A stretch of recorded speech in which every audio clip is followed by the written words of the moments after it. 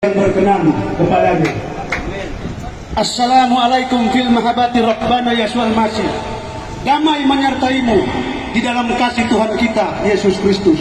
Alhamdulillah, puji Tuhan, kalau kami komunitas NLC boleh ada di tengah-tengah saudara sekalian, ada di pasar ini. Saya percaya ini semua karena kemurahan Tuhan. Ada begitu banyak orang yang masih belum percaya kepada Yesus Kristus.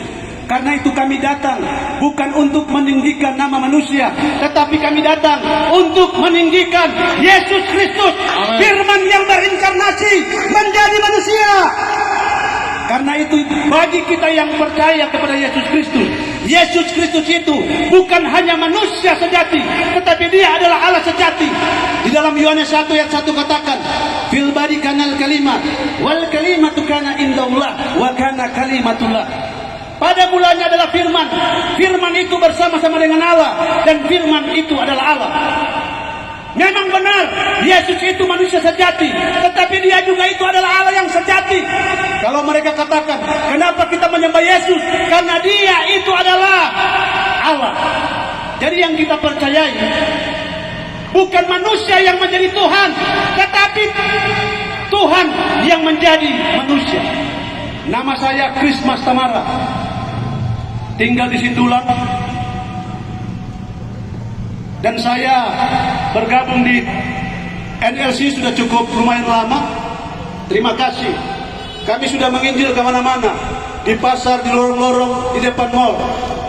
Dan ini merupakan anugerah bagi saudara sekalian, boleh mendengarkan kesaksian-kesaksian kami, bahwa sesungguhnya hanya Yesus Kristus itu jalan keselamatan dan hidup.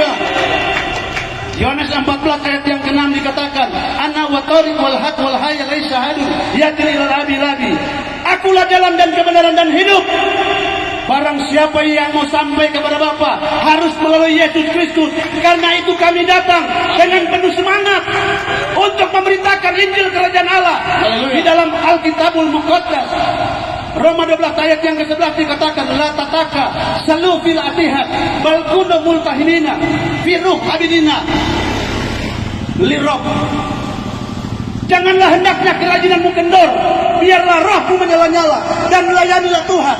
Kami dipulihkan, kami diselamatkan, kami menerima penebusan hanya oleh Yesus Kristus.